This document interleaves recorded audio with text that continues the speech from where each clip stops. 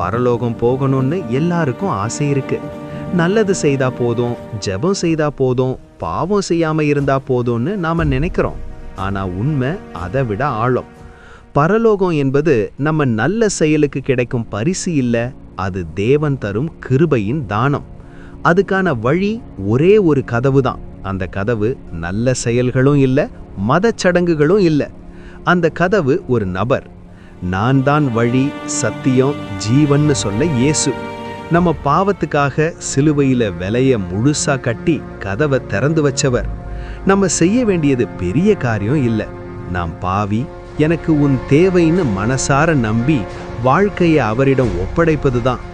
அப்போதான் மூடிய கதவு திறக்கும், இருள் ஒளியாகும், நம்பிக்கை பிறக்கும். பரலோகம் ஒரு இடமா மட்டும் இல்ல, இயேசுவோட உறவா மாறும். இதுதான் பரலோகம் போகும் ரகசியம்.